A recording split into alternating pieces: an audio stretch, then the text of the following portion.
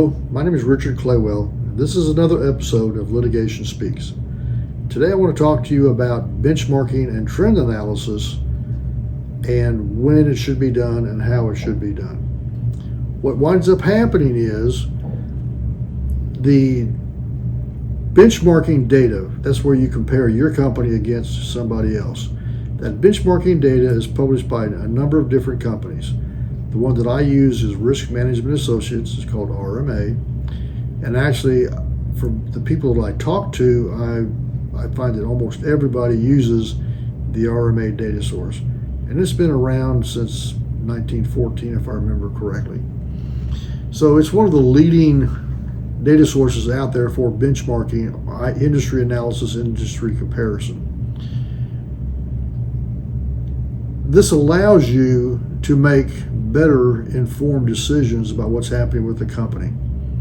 When you compare year to year to year of a specific company with what's happening for a particular ratio for year to year to year, then you start to see the trends, how we compare to this industry data over time. And that's what we're trying to measure to see how we have performed compared to other companies, the similar companies in the same industry that we have. This allows us to evaluate the company's strengths and weaknesses from a financial standpoint. But again, in order to do that, you need to have the annual data for each year for his company and for the historical RMA data that's out there. Benchmarking, you need to have, or you should have, the annual data for each year compared to the annual historical data for the individual company.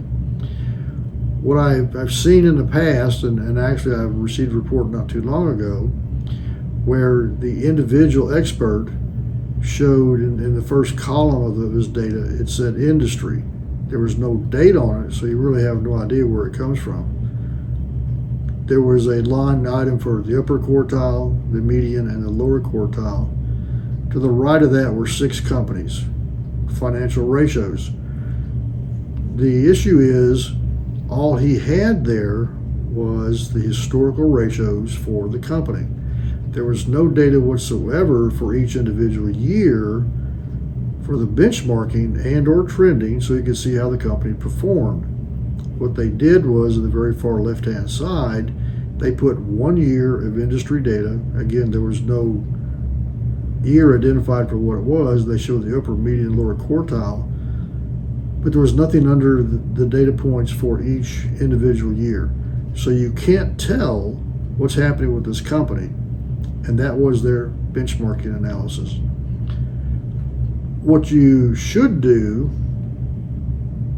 is to have your file set up where you have each individual year, whether you're going to use 5 years, 10 years, however many you're going to use. And I would suggest that your benchmarking includes at least 5 years of data.